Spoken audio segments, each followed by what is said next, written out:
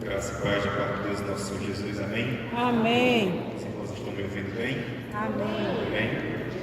Convido aos irmãos a abrirem a palavra de Deus, a segunda carta de Paulo a Timóteo. Nós vamos fazer a leitura do capítulo 3, do verso de número 1 até o verso de número 8. 2 Timóteo, capítulo 4, do verso 1 ao verso 8. Todos encontraram? Amém?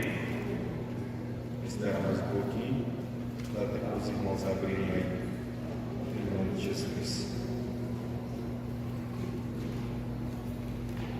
Diz assim o texto: Conjuro-te, pois, diante de Deus e do Senhor Jesus Cristo, que há de julgar vivos e mortos na sua vinda e no seu reino, que pregues a palavra, instes a tempo e a fora de tempo, redargas, repreendas, exortes com toda a longanimidade e doutrina, porque virá o tempo em que não sofrerão essa doutrina, mas tendo comichão nos ouvidos, amontoarão para si doutores conforme as suas próprias concupiscências, e desviarão os ouvidos da verdade, voltando-se para as fábulas.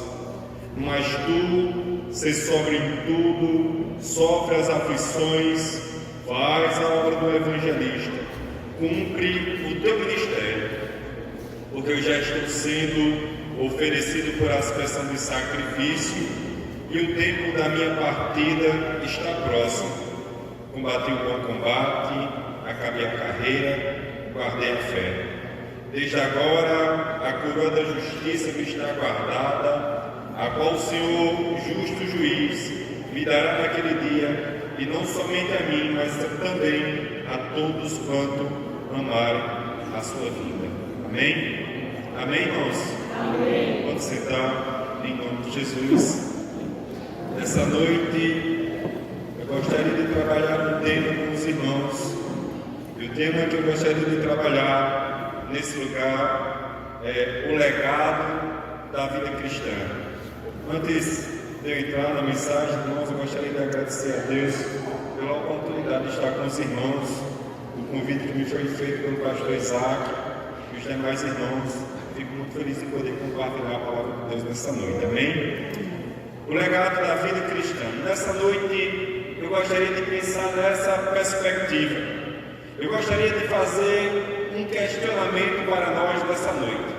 E o questionamento é o seguinte: se fosse hoje o último dia da nossa vida, melhor dizendo, se for hoje o último dia da nossa vida, de que forma nós vamos deixar o legado para a próxima geração? O que a nossa família poderá dizer ao nosso respeito no dia do nosso velório? O que certamente dirão ao nosso respeito os nossos filhos? O que falará a nossa esposa ao nosso respeito quando nós partirmos daqui? O que dirá os nossos pais ao nosso respeito quando nós passarmos desta vida? E é uma pergunta que deve ser ecoada ao nosso coração: de que forma nós estamos vivendo a nossa vida cristã? E que legado nós estaremos deixando para a próxima geração? Aqui, meus amados irmãos, nós encontramos um homem chamado Paulo, este homem convertido em Jesus Cristo, que por meio do Evangelho Salvador, conhecendo ao Senhor, ele agora preso em Roma, ele resolve escrever a Timóteo, e esta carta eu gosto de chamar do Testamento de Paulo a Timóteo, pelo qual ele resolve escrever as últimas recomendações ao seu servo chamado Timóteo. E aqui, irmãos, é a ideia de um testamento. E eu fico a pensar, irmãos, se nós hoje fôssemos escrever um testamento para os nossos filhos, o que nós deixaríamos para ele? Alguns diriam: vou deixar muitos carros. Outro diria: vou deixar muito dinheiro no banco.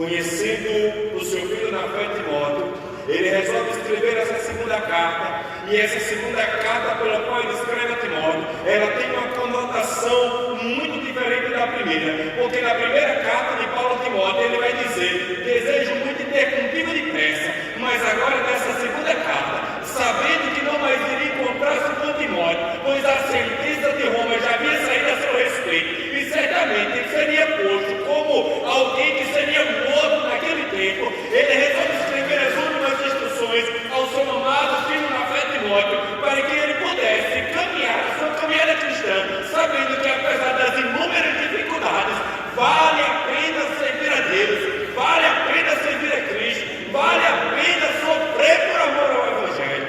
Amém. E aqui nós vamos encontrar alguns motivos pelos quais Paulo resolve escrever a Timóteo. Eu peço que você mantenha a sua Bíblia aberta desde o primeiro capítulo até o quarto capítulo de Paulo escrevendo a Timóteo. E aqui nós vamos no primeiro capítulo encontrar 4 motivos pelos quais Paulo resolve escrever a Timóteo. E qual é o primeiro motivo pelo qual Paulo resolve escrever a Timóteo? É que para que Timóteo desperte o dom de Deus. E aqui eu peço que os irmãos prestem atenção no que diz o verso de número 6 e o verso de número 7 do capítulo 1 de 2 Timóteo. Diz assim: por este motivo te lembro que despertes o dom de Deus que existe em ti pela imposição das minhas mãos.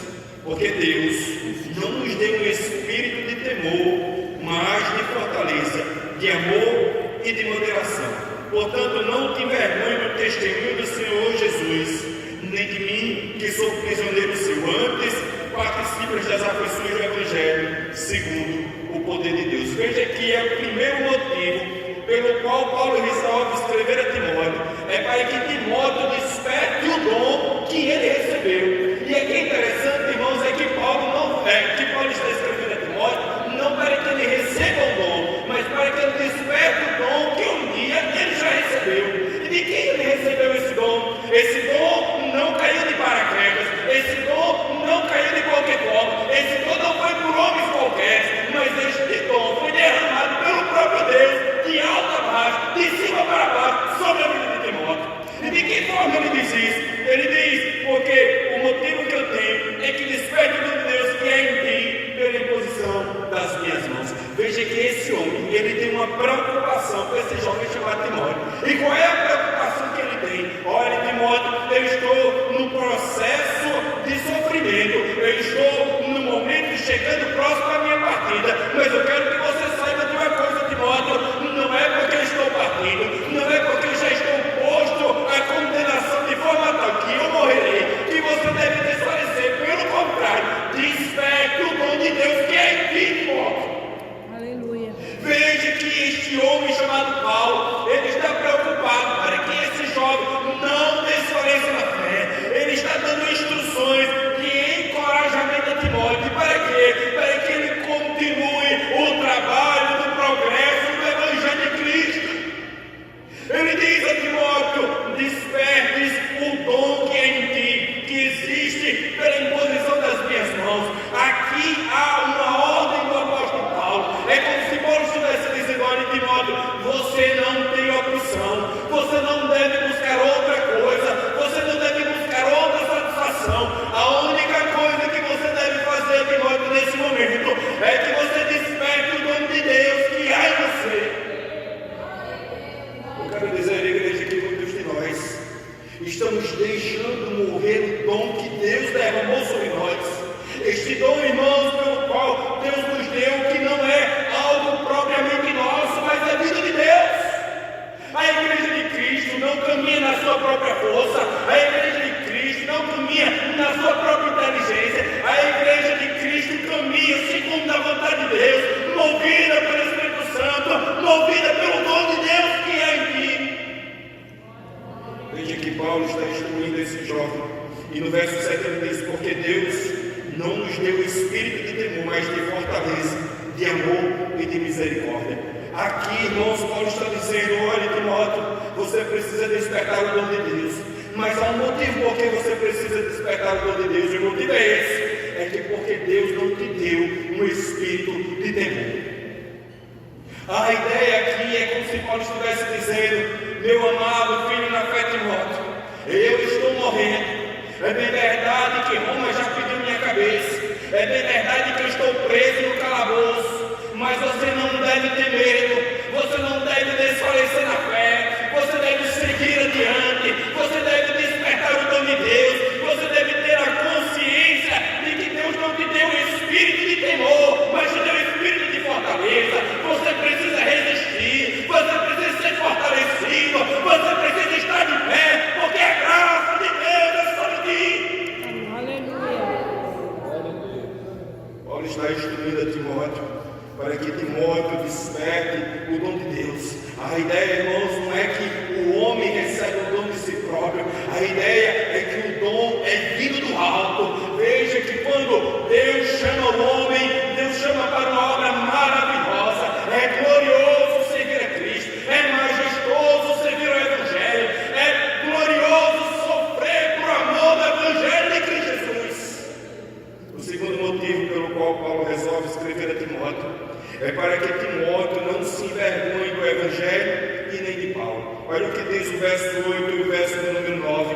Portanto, não te envergonhes do testemunho de nosso Senhor Jesus, nem de mim, que sou prisioneiro seu. Antes, participa das aflições do Evangelho, segundo o poder de Deus, que nos salvou e nos chamou com a sua santa vocação, não segundo as nossas obras, mas segundo o próprio propósito e graça que nos foi dada em Cristo Jesus, antes dos tempos dos séculos. Veja que o segundo motivo pelo qual Paulo resolve escrever a Timóteo é para que ele não se envergonhe do Evangelho nem de Paulo. E aqui alguém vai dizer: mas de que é que Timóteo haveria de se envergonhar do apóstolo Paulo? Este homem, irmãos, estava prisioneiro, esse homem estava como um malfeitor, esse homem estava como alguém que havia sofrido uma punição por ter feito algo errado. Mas a grande verdade é que esse homem estava sofrendo por um único motivo: o progresso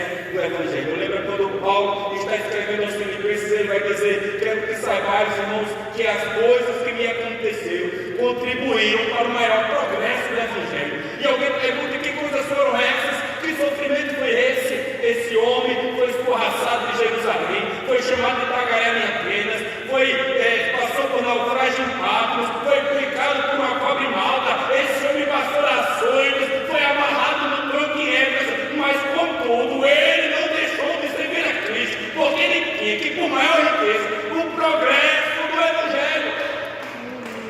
Glória a Deus. Somente quando nós entendemos que o Evangelho é a melhor coisa que nos aconteceu, que nós compreenderemos a verdade de uma vida com Cristo. Meus irmãos, nessa noite nós estávamos louvando, e quanto momento eu me lembrei, sentado no meu canto, do tempo em que o Senhor me salvou, do tempo em que o Senhor me resgatou, quando não havia condição alguma de ser salvo, o Senhor me resgatou do pecado, o Senhor me resgatou de uma vida longe dele e me colocou em sua presença para o louvor da sua glória. Paulo resolve escrever a Timóteo para que Timóteo não se envergonhe do Evangelho. E por que Timóteo deveria se envergonhar? E por que Timóteo certamente se envergonharia do Evangelho? Porque o Evangelho é justamente a manifestação do poder de Deus. Mas uma vez que os nossos olhos se desviam da verdade do Evangelho, pode ser que muitos de nós se escondam de Cristo. Mas veja que Paulo instrui: desperta o dom de Deus, Timóteo. Não te vergonhe, Timóteo. Não te vergonhe de mim, Timóteo. Veja que tudo há uma instrução, um motivo pelo qual Paulo está mostrando a este jovem, para que este jovem possa enxergar que, apesar de prisioneiro, contudo, a palavra de Deus é livre. Veja que o homem estava preso, Paulo estava preso, mas o Evangelho permanece livre. No verso de número 9 diz assim: que nos salvou e nos chamou uma santa vocação, não segundo as nossas obras, mas segundo o próprio propósito e graça que nos foi dado em Cristo antes dos tempos dos séculos. Veja que essa manifestação de graça, irmãos, Paulo está dizendo que não é uma manifestação aparente nem temporal. Pelo contrário, essa manifestação de graça foi vista por Deus desde antes da fundação dos tempos, antes que tudo viesse a se formar, o Senhor já nos conhecia, antes que tudo viesse a existir. Ele derramou graça sobre nós, Ele nos conheceu, irmãos, numa substância informe. Ele conhece todos os dias das nossas vidas. O terceiro motivo pelo qual Paulo resolve escrever a Timóteo é para lembrar a Timóteo de que Cristo está acima de todas as coisas. Olha o que diz o verso 10 e o verso 12 ainda no capítulo 1. Ele diz o seguinte: e que é manifesta agora pela aparição de nosso Salvador Jesus Cristo, o qual aboliu a morte e trouxe à luz a vida e incorrupção pelo Evangelho. Para quê? Para o que foi constituído pregador e apóstolo e doutor entre os gentios, por cuja causa padeço também isto, mas não me envergonho, porque eu sei em quem eu tenho crido, e estou certo que é poderoso para guardar meu depósito até aquele dia. Veja que o terceiro motivo pelo qual Paulo resolve escrever ao amado filho na fé Timóteo é para lembrar a Timóteo de que Cristo está acima de todas as coisas. Nessa ideia aqui, ele fala que a manifestação da aparição de Jesus Cristo como Salvador aboliu a morte. Todos nós estávamos condenados à morte, todos nós estávamos condenados ao inferno, mas uma vez que Cristo morreu e agora ressuscitou, Ele venceu a morte com a morte, e agora nele nós podemos ter vida. Veja que a beleza do Evangelho, irmãos, não é que nós somos merecedores de algo, mas é porque alguém morreu em nosso lugar, alguém que é santo morreu pelo profano, alguém que é puro morreu pelos impuros, alguém que é justo morreu pelos injustos. É Cristo manifestando graça, é graça sobre graça, e a nossa vida é alcançada pelo poder do Evangelho. E quando Paulo escreve os Romanos no capítulo 1, verso 16, ele vai dizer: porque não me envergonho do Evangelho de Cristo Jesus, porque é salvação para todo aquele que nele crê, primeiro do judeu e depois do grego. Veja que tudo converge para uma única coisa: o progresso do Evangelho, o exaltado nome de Cristo. Nós nos reunimos aqui nessa noite, meus amados irmãos, não foi para outro motivo, mas somente para glorificar a Cristo. A nossa vida, a nossa pregação, o nosso entusiasmo deve servir para uma única coisa: de tributar a Cristo uma verdadeira adoração. Meu amado visitante, você que está nessa noite, nesse lugar, talvez você nunca tenha ouvido falar de um Evangelho puro e genuíno, mas Deus está te dando a oportunidade nesse lugar de você compreender que sem Cristo não há salvação, e que você pode construir inúmeros legados, mas quando morrer, certamente o inferno espera. Mas se nós morremos com Cristo, receberemos, alcançaremos o céu de glória. Em quarto lugar, irmãos, Paulo resolve escrever a Timóteo. O motivo pelo qual Paulo resolve escrever a Timóteo é para que Timóteo possa lembrar que o Espírito Santo faz uma obra maravilhosa dentro de nós. Meus amados, nós precisamos nos lembrar de quem nós éramos e quem nós somos em Cristo. Muitas vezes nós nos esquecemos de quem nós éramos e passamos a viver uma vida meramente religiosa. Mas é bem verdade que quando nós estamos em Cristo, nós nos lembramos de quem nós éramos e quem nós somos em Cristo. Eu quero lembrar os irmãos de quem nós éramos e agora quem nós somos em Cristo. Antes de nós conhecermos a nossa vida, antes de nós entregarmos a nossa vida a Jesus, antes nós estávamos sob a maldição da lei, mas agora em Cristo nós passamos da condenação para amados de Deus. Antes nós estávamos condenados por causa dos nossos pecados, agora nós recebemos de Deus a misericórdia e a salvação. Antes nós acompanhávamos a multidão com o pecado, mas agora nós nos posicionamos a favor de Cristo e da verdade. Antes nós éramos inimigos de Deus, agora nós nos tornamos filhos de Deus. Antes nós éramos escravizados por Satanás, agora nós somos libertos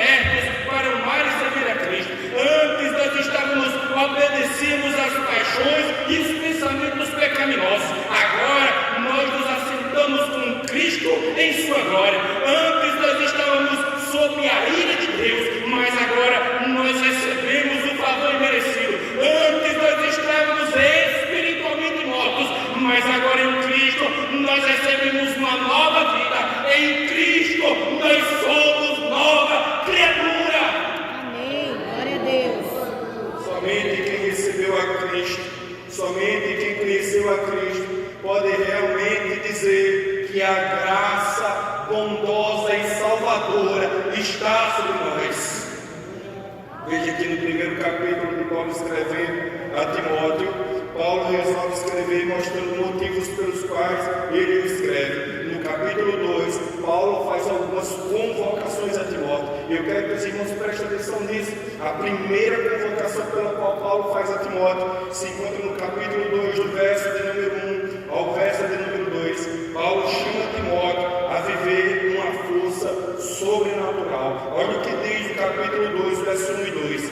Tu, pois, meu filho, fortifica-te na graça que é em Cristo, e o que de mim, entre muitas testemunhas ouvistes, confia a homens fiéis, que sejam idôneos para também ensinarem a outros. Veja que a primeira convocação do apóstolo Paulo a Timóteo é para que ele possa viver o sobrenatural.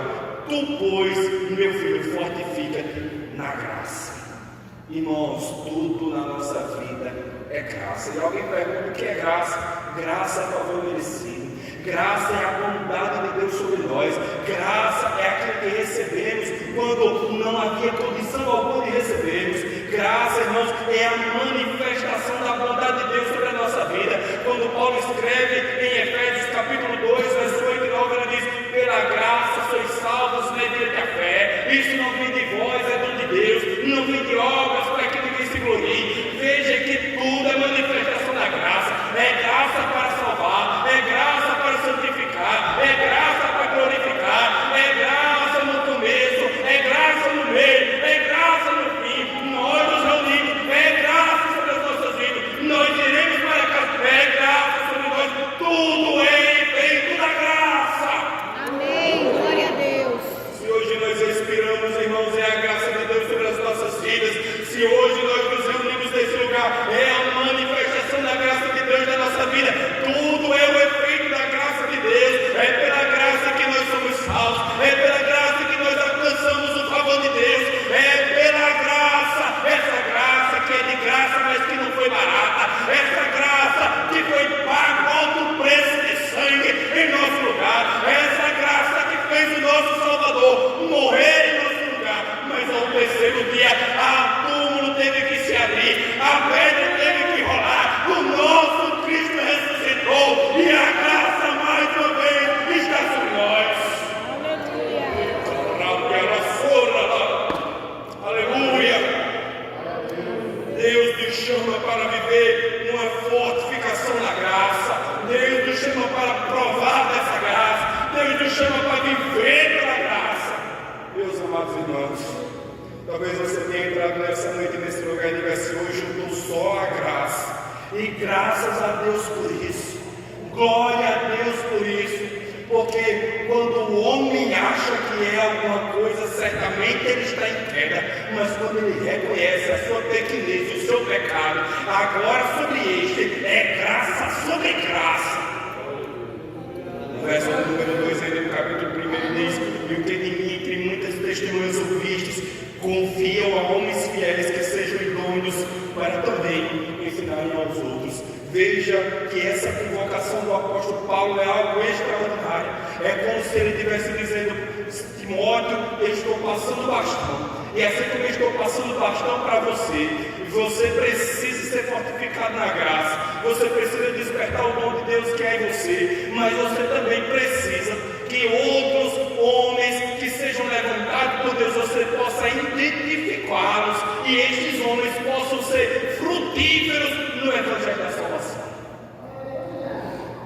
Porque de mim, entre muitas testemunhas ouvistes, confia-os a homens prudentes, a homens idôneos.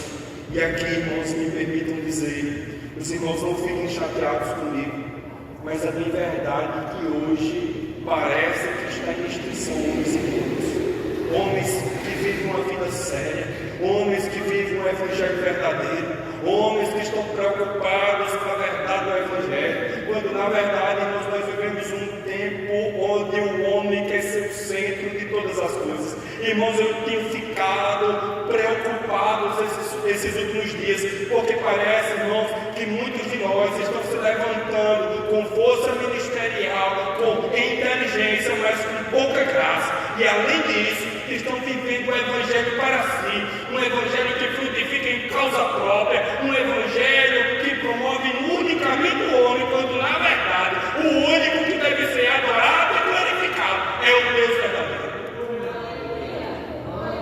Os pastores passados vão se lembrar disso. Eu fico pensando, irmãos, Senhor, eu queria tanto ter conhecido o evangelho em tempos tão passados. Eu me converti no ano de 2007, mas eu fico pensando, se eu tivesse me convertido, sei lá, 12 anos antes, tinha sido algo maravilhoso, contemplar aqueles homens de Deus que saíam das suas casas para pregar um evangelho simples, sem muito arrudeio, sem muita preocupação, e o evangelho alcançava a alma dos perdidos. Mas hoje, irmãos, a grande verdade é que muitos estão preocupando em pregar o evangelho para ficar famoso, em pregar o evangelho para aparecer nas redes sociais, em pregar o evangelho para ser bem visto pela sociedade, em pregar o evangelho para ser elogiado pelos homens. Mas nós precisamos confiar o evangelho a homens prudentes, a homens idôneos, a homens que tenham o zelo pela verdade, que zelem a palavra e que confiem o evangelho a pessoas que tenham justamente o sentimento da promoção, não de si próprio, mas do reino de Deus. A segunda convocação pelo qual Paulo faz a Timóteo é para que Timóteo possa enxergar que, apesar de muitos sofrimentos, às vezes se faz necessário sofrer quando o propósito é servir a Deus. Olha o que diz no verso 3 ou verso 7, ele diz: sofre, pois, comigo as aflições como bom soldado de Cristo. Ninguém que milita se embaraça com os negócios dessa vida a fim de agradar aquele que o alistou para a guerra. E se alguém também milita, não é coroado, senão militá-lo legitimamente. O lavrador que trabalha deve ser o primeiro a gozar dos frutos. Considera o que digo, porque o Senhor te dará entendimento em tudo. Lembra-te de que Jesus Cristo, que é da descendência de Davi, ressuscitou dos mortos, segundo o meu evangelho. Veja que este homem chamado Paulo, ele está preocupado que Timóteo, apesar das inúmeras dificuldades, apesar da forte perseguição, ele possa sofrer por amor ao evangelho. Olha o que ele diz: sofre, pois, comigo as aflições como bom soldado de Cristo. E me permite dizer, pastor Isaac, como tem sido difícil encontrar homens e mulheres que sofram conosco pelo evangelho de Cristo. Tem sido um tempo, meus amados irmãos, em que é cada um por si, em que as suas vidas estão tão atarefadas que parece que ninguém mais tem tempo para o outro, em que parece que o evangelho não é mais a prioridade da nossa vida. Mas Paulo está dizendo a Timóteo: Timóteo, sofre comigo as aflições como um bom soldado de Cristo. Mas ele diz: porque ninguém que milita se embaraça com os negócios dessa vida a fim de agradar aquele que o alistou para a guerra. Veja que nós fomos arregimentados por um exército. Nós somos arregimentados para servir ao exército de Cristo. Ele nos chamou, e se Ele nos chamou, irmãos, nós precisamos batalhar por esse evangelho, nós precisamos sofrer por esse evangelho, nós precisamos caminhar por esse evangelho, sabendo que apesar das inúmeras perseguições, que apesar das inúmeras dificuldades, contudo, Deus é aquele que sustenta o seu povo, Deus é aquele que guarda os seus quartéis, Deus é aquele que guarda o seu exército. E se nós, sofrendo o evangelho aqui, morremos nessa vida, certamente nós triunfaremos de uma vida com Deus na eternidade. Irmãos, às vezes nós vamos num velório de uma pessoa muito crente e a gente olha assim: meu Deus, coitado, foi tão cedo. Mas é bem verdade, irmãos, que a palavra de Deus nos diz quão precioso é para o Senhor a morte dos seus santos. Da verdade, deveria causar no nosso coração outro sentimento: mas meu Deus, eita, que maravilha, esse homem foi para a glória, esse homem ou essa mulher foi se encontrar com o Senhor. Veja que nós estamos falando de um legado. esse homem deixou um legado, essa mulher deixou um legado. E que legado nós estamos deixando para a nossa geração, para a próxima geração? Veja que esta convocação nos mostra que o sofrimento por meio do Evangelho acontecerá. A verdade, irmãos, que nós vivemos um tempo de um Evangelho fajuto e fraco, vivemos um tempo de um Evangelho coach, vivemos um tempo de um Evangelho afirmativo, onde muitos vêm dizer: vem para Jesus que os teus sofrimentos vão acabar, vem para Jesus que tudo vai mudar na tua vida, quando na verdade, quanto mais você se aproxima de Deus, mais dificuldades nós encontramos, porque Deus prova aqueles que são seus, porque o Evangelho é poder de Deus. É por isso, irmãos, que eu não vim para você que é visitante nessa noite, que ainda não conhece a Cristo. Eu não vim aqui para te dizer: vem para Cristo, se entrega a tua vida a Jesus, e hoje tudo vai ser diferente, no sentido de que os teus problemas serão resolvidos. Mas eu tenho aqui para a responsabilidade de dizer: se você vier para Jesus nessa noite, tem um problema na tua vida que vai resolver, é o problema da tua eternidade. Tu poderia estar condenado ao inferno, mas entregando a tua vida a Jesus hoje, você será transformado por Ele, feito co-cidadão do céu. Esse é o Evangelho que promete sofrimento, mas que tem gozo na eternidade. O Evangelho que traz dificuldade, mas é de verdade que é melhor terminar do que começar. O terceiro motivo pelo qual Paulo resolve escrever a Timóteo é para que Timóteo fuja dos desejos da carne. Olha o que diz no capítulo 2, no verso número 22. Ele diz assim: foge também dos desejos da mocidade, segue a justiça, a fé, o amor e a paz com os que com um coração puro invocam ao Senhor. E aqui é interessante, porque sendo Paulo um homem catedrático, conhecedor da lei, ele sabia que para o pecado só existia uma coisa: fugir. Ou melhor, para os apelos da carne só existe uma coisa, que é fugir. Veja que Paulo está dizendo: foge também dos desejos da tua mocidade. Moço, melhor coisa é servir a Deus.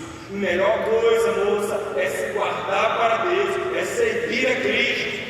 Foge, pois, dos desejos da tua mocidade. Veja que a mesma matéria pela qual foi feito o apóstolo Paulo, foi feito o jovem Timóteo, e foram feitas nossas vidas. E uma vez que agora nós temos a natureza do pecado que habita em nós, a única forma de vencer os anseios da nossa carne é fugindo do pecado. Lembra que quando José foi tentado pela mulher de Potifar, este jovem, sendo temente a Deus, ele fugiu da presença daquela mulher, porque ele sabia que com o pecado não se brinca, que com a carne não se brinca. Meus irmãos, nós vivemos um tempo de apelo pela carne, mas é bem verdade que o povo de Deus, lavado, redimido com o poder do Espírito Santo, preserva a sua vida, fortalece a sua alma e coloca o seu corpo à disposição de servir a Cristo e não de servir ao pecado. Quantos hoje estão fracassando, meus amados irmãos, porque estão cedendo aos apelos do desejo da carne? Mas é bem verdade que Paulo está escrevendo a Timóteo: Timóteo, eu sei que você é jovem, Timóteo, eu já fui com você, Timóteo, eu também já fui jovem, mas eu tenho uma coisa, uma recomendação: foge dos desejos da tua mocidade. Não sei, é muito difícil hoje, irmãos, me permita a franqueza, mas não é muito difícil hoje, no meio das nossas igrejas, jovens irem para as camas com as suas namoradas antes do casamento. Quantas vezes nós vemos isso? Quantos jovens nós vemos isso? De moças que engravidam antes do casamento, porque cedeu aos apelos da sua mocidade. De jovens que estão presos na concupiscência do pecado, porque estão cedendo aos desejos da sua mocidade. Meu amado, minha amada, é tempo de abandonar o pecado e seguir a Cristo. É tempo de deixar os apelos da carne e adorar ao Deus, Senhor e Criador de todas as coisas. No capítulo 3, Paulo quer transmitir a Timóteo que a vida cristã pode ser difícil, mas se faz necessário uma vida de perseverança. E o que Timóteo deve observar agora? Veja que no capítulo 1, Paulo traz alguns motivos. No capítulo de número 2, ele traz convocações. No capítulo número 3, ele traz algumas observações. Qual será agora as observações do apóstolo Paulo para Timóteo? A primeira observação que Paulo faz a Timóteo é que ele deve observar que os tempos são difíceis. Olha o que diz o capítulo 3, o verso 1, do verso 1 ao verso 5. Ele sabe, porém, isto, que nos últimos dias sobrevirão tempos trabalhosos, porque haverá homens amantes de si mesmos, avarentos, presunçosos, soberbos, blasfemos, desobedientes a pais e mães, ingratos e profanos, sem afeto natural, irreconciliáveis, caluniadores, incontinentes, cruéis, sem amor para com os homens, traidores, obstinados, orgulhosos, mais amigos de Deus, mais amigos dos deleites do que amigos de Deus, tendo a aparência de piedade, mas negando a eficácia dela, deste afasta. Qual é a recomendação que Paulo está dando aqui a Timóteo? Qual é a observação? Timóteo, cuidado com os hipócritas. Estes que dizem ser uma coisa, mas na verdade são outra. Esses que falam de piedade, mas dentro deles são lobos vorazes. Estes que dizem que são amorosos, mas o seu coração está cheio de rancor e de desprezo. Paulo está instruindo a Timóteo para que ele observe que os tempos são difíceis. Meus amados, parece que nós estamos lendo uma carta do dia de hoje. Se fosse hoje não seria nem carta, né, Luciano? Seria um e-mail ou um WhatsApp, né? Paulo estaria nesse momento escrevendo um WhatsApp para Timóteo, se fosse hoje. E agora ele leria essa mensagem e diria: mas Paulo, por que você está escrevendo isso? Era como se Paulo estivesse dizendo: foge desses homens hipócritas.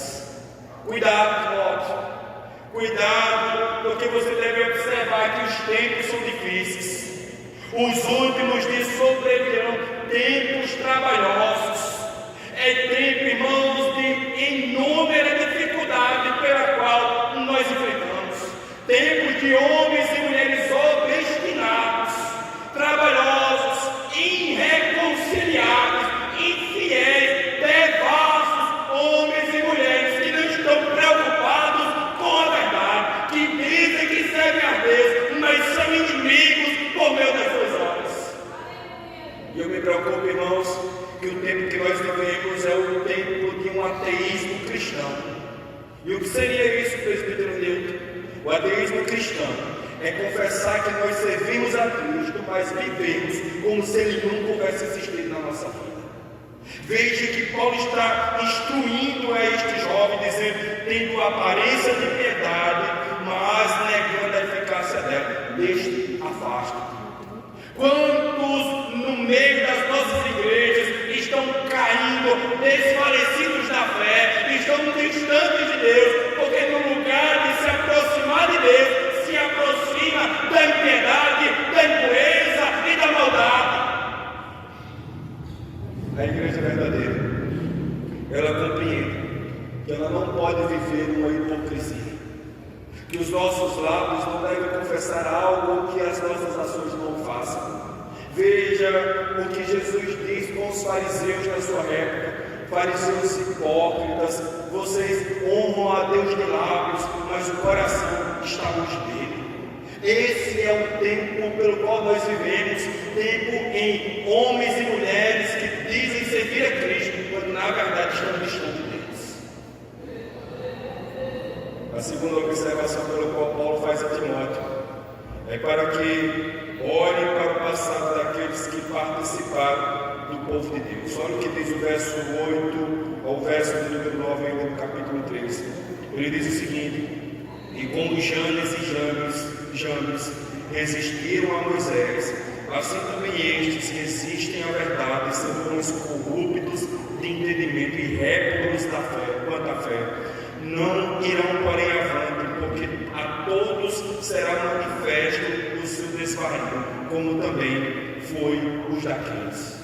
Veja que agora Paulo está se referindo ao Antigo Testamento, mostrando a respeito destes que foram discordiais, que foram rebeldes, que estavam distantes de Deus. E Paulo está instruindo a Timóteo: Timóteo, você precisa observar que você não seja como estes, que você não viva como estes homens. Mas é bem verdade que a igreja de Cristo tem vivido um tempo em que quando um cai, o dedo do outro só serve para apontar e esquece que aquela queda poderia ser a sua. Irmãos, eu me preocupo muito com isso. Quando eu vejo alguém passar por uma situação bem complicada, eu penso: se fosse eu, Senhor, ou será que eu sou melhor do que os outros que não cairiam na fé? Quantos irmãos eu já vi na caminhada da fé cristã dizendo: eu jamais passaria por isso, e passado não muito tempo é o primeiro que cai. Quando nós pensamos que estamos de pé, já estamos em queda. Cuidado, é tempo de nós olharmos, de nós observarmos que muitos no passado já desfaleceram na fé, foram rebeldes diante de Deus, mas que nós, no momento em que nós estamos vivendo, podemos correr o risco de viver como eles. É por isso que é uma observação, uma recomendação. E como Janes e Jambres resistiram a Moisés, assim também estes resistem à verdade, sendo os corruptos de entendimento e réprobos na fé. É tempo, irmãos, de rebeldia. É tempo de homens e mulheres que não estão preocupados com a verdade do Evangelho. A terceira observação que Paulo faz a Timóteo é para que Timóteo, a observação que Paulo faz para que Timóteo possa ter, é que Timóteo observe a vida do propósito do próprio apóstolo Paulo. Olha o que diz o verso 11 do capítulo 3. Ele diz assim, verso 10: Tu, porém, tens seguido a minha doutrina, modo de viver, intenção, fé, longanimidade, amor e paciência, perseguições e aflições tais quais me aconteceriam em Antioquia, em Icônio, em Listra. Quantas perseguições sofri, e o Senhor de todas as me livrou. Veja que Paulo agora está dizendo a Timóteo: olha, Timóteo, veja as dificuldades que eu enfrentei, e isso não deve ser motivo para você desfalecer na fé. Pelo contrário, isso deve ser combustível para você caminhar com Cristo, porque se eu sofri e o Senhor de todas as me livrou, certamente o Senhor também estará contigo. Igreja, não se preocupe com as inúmeras dificuldades, o Senhor é com o seu povo. Amém. Deus continua com a sua igreja, Deus continua olhando para o seu povo, Deus fortalece aqueles que são seus, Deus levanta o que está caído no pó, Deus sustenta com a sua destra fiel. O nosso Deus não dorme, o nosso Deus não se cansa nem se fadiga, o nosso Deus está no seu trono e certamente no seu tempo Ele nos levantará e nos colocará de pé. Amém. E agora no capítulo 4, o texto pelo qual nós lemos, Paulo resolve escrever o seu testamento para o seu filho na fé. E olha o que diz aqui no capítulo 4, que foi o momento que nós lemos com o tema O Legado da Fé Cristã. Conjuro-te, pois, verso 1, diante de Deus e do Senhor Jesus Cristo, que há de julgar vivos mortos na sua vinda e no seu reino, que pregues a palavra. Instes a tempo e fora de tempo, redargas, repreendas, exortes com toda longanimidade e doutrina, porque virá o tempo em que não sofrerão a sã doutrina, mas tendo comichão nos ouvidos, amontoarão para si doutores conforme as suas próprias concupiscências, e desviarão os ouvidos da verdade, voltando-se para as fábulas. Aqui, irmãos, é o testamento do apóstolo Paulo. É Paulo agora dizendo a Timóteo: Timóteo, vou te dar as tuas últimas instruções. Eu conjunto, Timóteo, pregue a palavra. Aconteça o que acontecer, a tempo e a fora de tempo, pregue a palavra. Veja que este mesmo apóstolo Paulo escreve a Timóteo dizendo: faz a obra do evangelista. E agora está instruindo a Timóteo dizendo: pregues a palavra a tempo e a fora de tempo. Não tenha medo. Irmãos, parece que nós vivemos um tempo em que estamos pisando em ovos. Tudo é politicamente incorreto. Não podemos falar a verdade, quando na verdade nós temos um compromisso. O nosso compromisso não é com o mundo. O nosso compromisso é com aquele que nos chamou das trevas para sua maravilhosa luz. O nosso compromisso é com Deus, que nos tirou do lamaçal do pecado. Por isso Paulo está dizendo a Timóteo, pregue a palavra, seja em tempo, seja em fora de tempo, ainda que os dias sejam difíceis, ainda que os homens sejam réprobos de entendimento, ainda que não queiram ouvir a verdade, pregue a palavra. É a palavra que tem poder para libertar o homem, é a palavra que tem poder para sanar o pecado, é a palavra que tem poder para revestir o homem morto dos seus delitos e pecados, agora como nova criatura. Tudo é poder da palavra, é lâmpada para os nossos pés, é luz para o nosso caminho, é verdade das Escrituras, é o poder de Deus salvífico para o homem, é o poder da palavra de Deus. Ou nós nos voltamos para a palavra, ou certamente muitos não sofrerão a sã doutrina. Eu gosto muito desse tema, igreja da doutrina primitiva. Precisamos fazer jus a este nome. Precisamos pregar o evangelho genuíno.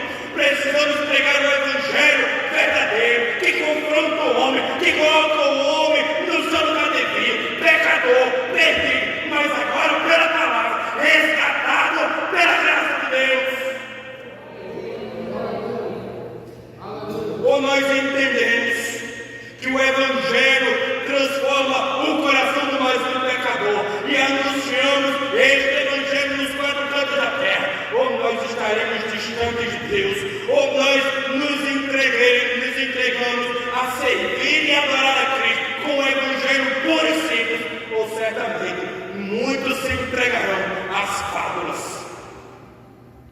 Olha o que ele diz no verso de número 3: porque virá um tempo em que não sofrerão essa doutrina, mas tendo comichão nos ouvidos, amontoarão para si doutores conforme suas próprias concupiscências e desviarão os ouvidos da verdade. Meu amado, Deus te trouxe aqui nessa noite, não é para que o seu coração seja massageado, não é para que eu traga um evangelho light para a sua vida, mas Deus me trouxe aqui nesse lugar para dizer que o evangelho transforma mais um pecador, e que não importa o teu pecado, Cristo é poderoso para salvar a tua vida.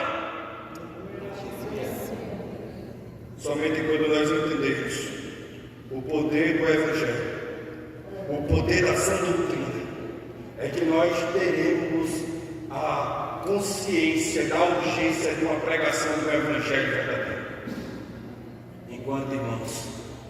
Enquanto nós estamos desapercebidos ao verdadeiro evangelho, muitos estão sendo engolidos pelas fábulas. Culta anjos. Veja o que ele diz no verso de número 4: desviarão os ouvidos da verdade, voltando-se para as fábulas. Eu sou sertanejo, irmãos, lá da cidade de Pombal, e lá no tempo passado minha avó dizia assim: isso aí é história de carochinha. O que é isso, irmão? Fábula, mito, mentira. Quantos estão apegados a isso? Eis aí um anjo, vem um anjo ali, olha que o anjo está falando isso, olha que o anjo está falando aquilo. Mentira, irmãos. É a palavra que conduz o homem à verdade. Devemos deixar uma vida de cristã fraca, raquítica e pequena e voltarmos para a doutrina verdadeira, a doutrina da palavra que transforma o coração perdido. Quantos estão presos em supostas revelações e dizendo que é Deus que está falando quando Deus nunca falou? Irmãos, é tempo de nós voltarmos os nossos ouvidos para o evangelho verdadeiro e deixar que as fábulas não entrem em nossa mente. E Paulo ainda diz mais, no verso 5: mas tu se sóbrio, em tudo sofre as aflições, faz a obra do evangelista, cumpre o teu ministério. Paulo está dizendo a Timóteo: olha, Timóteo, você precisa ser sóbrio, você precisa ser consciente, porque apesar das muitas fábulas, apesar de muito culto aos anjos, como Paulo escreve à igreja de Colossos, pelo qual muitos estavam cultuando a anjos, Paulo agora está dizendo a Timóteo: Timóteo, você precisa ser sóbrio, você precisa fazer a obra do evangelista, e o evangelista não perde tempo com fábulas, não perde tempo discutindo, o evangelista prega a palavra da verdade. Aleluia. Mas tu, ser sóbrio em tudo, sofre as aflições. Veja que há dois mandatos: ser sóbrio, sofre as aflições, faz a obra do evangelista, cumpre teu ministério. 4 ordens Paulo dá ao seu amado servo na fé, seu filho na fé, chamado Timóteo. A primeira ordem que ele dá: ser sóbrio. Você não pode desviar os seus ouvidos da verdade. Você precisa ser sóbrio. E o que é ser sóbrio, irmãos? É ter uma consciência plena, é andar em retidão, é seguir de forma retilínea. Veja que quando alguém bebe demais e fica embriagado, ele sai cambaleando. Por quê? Porque não há sobriedade. Mas aquele que é sóbrio, ele segue o caminho pelo qual ele está destinado, e segue com propriedade, com firmeza e com verdade, porque ele sabe que o seu caminho, o caminho do Evangelho, é caminho que conduz o homem à salvação. A segunda coisa que Paulo diz a Timóteo é que ele diz: em tudo sofre as aflições. Além de Paulo dizer que você precisa ser sóbrio, Timóteo, ele diz que você precisa também sofrer. E aqui, meus amigos, meus irmãos, cuidado, porque se alguém te oferece um evangelho que não há sofrimento, esse evangelho não é o evangelho de Cristo. Lembrando que Jesus disse: quem quiser vir após mim, negue-se a si mesmo. Dia a dia toma a sua cruz e siga, pois qualquer que achar a sua vida, perdê-la. Mas quem perder a sua vida por amor de mim, salvar-se-á. O caminho do Evangelho, irmãos, é um caminho retilíneo, mas é também um caminho doloroso. O caminho da cruz não é um caminho fácil. E se o nosso mestre foi machucado, foi espremido como as azeitonas prensadas para tirar o mais puro azeite, quanto mais nós, sendo servos dele, não sofremos por amor do Evangelho. Em terceiro lugar, ele diz: sobre as ações, faz a obra do evangelista, se comprometa com a palavra. A igreja precisa se comprometer com a palavra. Vivemos um tempo, pastor Isaac, de um analfabetismo bíblico sem precedente. E às vezes a gente vê na internet e nós faz até vergonha. Isso aqui está amarrado ou está na Bíblia? Irmãos, eu fico vergonha, sinceramente. Que é tanta besteirada, é tanta bobagem. O povo de Deus tem se preocupado com tanta bobagem que, se tivesse observando as Escrituras, não estava passando por essas vergonhas. Analfabetismo bíblico.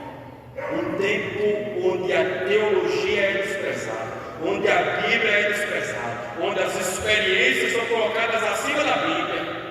Parece, irmãos, me permita a franqueza, mas parece que nós estamos vivendo quando nós éramos da religião passada, em que as tradições estavam acima das Escrituras, quando na verdade o povo de Deus, o povo evangélico de Cristo, só é o povo que observa a palavra, quando ele esquece que as fábulas e as tradições estão abaixo das Escrituras. Em outro lugar ele diz: cumpre a obra do evangelista, faz a obra do evangelista, cumpre o teu ministério. Quem foi chamado por Deus, irmãos, não foi chamado para perder tempo, mas foi chamado para servir aquele que o tirou das trevas para a sua maravilhosa luz. No verso de número 6, ele diz assim: porque eu já estou sendo oferecido por aspersão de sacrifício, o tempo da minha partida está próximo. Combati o bom combate, acabei a carreira e guardei a fé. Veja que agora Paulo está trazendo a instrução de alguém que estava sofrendo pelo amor ao Evangelho, mas ele está dando suas últimas recomendações, e no final ele está dizendo: porque eu já fui posto por aspersão de sacrifício, o tempo da minha partida está próximo. E aqui, quando ele diz combate o bom combate, o original não é combate o bom combate, é tenho eu combatido um bom combate, acabei a carreira e guardei a fé. E por que ele diz isso? Porque é como se Paulo estivesse dizendo: olha, Timóteo, até agora eu tenho lutado não nas minhas forças, mas na força daquele que me chamou. Eu tenho combatido, Timóteo, não segundo a minha inteligência, nem segundo a minha capacidade intelectual, nem segundo a minha religiosidade, uma vez que sou fariseu de fariseu, nem porque sou apóstolo, me arrogando do meu título, mas eu tenho combatido um bom combate, porque a vida que eu tenho vivido, eu tenho renunciado a mim mesmo para o único propósito: servir a Cristo. E aqui ele serve dizendo: combati um bom combate, acabei a carreira, guardei a fé. Volto de novo a perguntar: se for hoje, melhor dizendo, o dia da nossa partida, o que nós temos guardado? O que os nossos filhos dirão ao nosso respeito? Será que os nossos filhos, ao pé do nosso caixão, poderão dizer: meu pai ou minha mãe era um homem ou uma mulher de Deus? Será que os nossos pais poderão dizer a nosso respeito: meu filho era um filho obediente, temia a Deus e servia ao Senhor com alegria? Será que as nossas esposas poderão dizer de nós: o meu esposo era um homem fiel, era um homem que servia a Deus, era um homem leal, era um homem que nunca me traiu, era um homem que guardava a palavra? Que Deus nos ajude, que Deus tenha misericórdia de nós, que o nosso testamento para os nossos filhos, para a próxima geração, não seja um testamento de um homem mau ou de alguém hipócrita, mas que seja um testamento de alguém que serviu a Cristo com todo o coração. Outro dia, não muitos meses atrás, fui no velório de uma pessoa. Essa pessoa colecionava inimigos, eles eram amigos, né? Colecionava inimigos. O velório foi o velório mais triste que eu já vi na vida, assim. Dos amigos dele que ele colecionou, só tinha 4. E fiquei pensando: meu Deus, tanta gente que esse homem conhecia, apenas 4 pessoas foram no velório desse homem. E o relato dos 4 amigos, inclusive eu estava no meio, fulano era uma pessoa extremamente difícil. Onde ele ia, fazia inimigos, arrumava intrigados. E a pergunta é, irmãos: que legado nós vamos deixar? Um legado positivo ou negativo? E a pergunta para você, meu amado visitante: se for hoje o dia da sua partida, de que forma você quer se encontrar com Deus? Porque se nós morremos com Cristo, com Ele também ressuscitaremos. Mas se nós morrermos sem Cristo, certamente Ele não nos encontrará do outro lado. Eu lembro do legado do meu irmão. Meu irmão lutou quase 15 anos contra o câncer. E no meio das suas inúmeras dificuldades, inúmeras dores, um jovem cheio de fé, quantas vezes ele dizia para mim: Bebé sou eu. E ele dizia: Bebé, se Deus me curar, as pessoas vão ver a glória de Deus na minha vida. Mas se Deus me levar, eu mesmo verei a glória de Deus. Só quem nasceu de novo tem essa convicção. Hoje é tua oportunidade, meu amado visitante. Não sai daqui sem entregar sua vida para Jesus. Amém? Amém? Amém. Vamos colocar de pé, vamos orar. Permita, pastor. Vamos orar em nome de Jesus. Pai, nós louvamos o teu nome nessa noite por tua graça maravilhosa nesse lugar, pela forma pela qual o Senhor se manifesta em nosso meio. Continuamos, ó Deus, nesse momento que ainda continua esse culto ao Senhor. Que o Senhor possa derramar a tua graça salvífica nesta noite. convertendo corações e mentes e restaurando vidas para o louvor da tua glória. Então somente, ó Pai, opera o milagre da salvação por meio do teu Espírito Santo, porque eu creio que o teu Espírito Santo é aquele que convence o homem do pecado, da justiça e do juízo. Recebe, Deus, a nossa gratidão, pois assim nós te louvamos e te bendizemos em nome de Jesus. Amém. A igreja continua de olhos fechados. Eu vou fazer um convite muito rápido. Se você ainda não é crente e nessa noite entendendo que precisa entregar sua vida a Jesus, levante sua mão, nós vamos orar por você. Alguém nessa noite diz assim: eu preciso entregar minha vida a Jesus. Esse é o seu momento, nós estaremos orando por você. Ou se você está afastado do Evangelho de Cristo, caminhou por certo tempo com o Senhor e por algum motivo você se afastou, mas diz assim: nessa noite eu quero me reconciliar com Cristo. Esse é o momento que você tem a oportunidade de refazer os seus votos com Deus. Alguém nessa noite diz: eu quero aceitar a Jesus ou me voltar para Jesus, levante sua mão, nós vamos orar por você.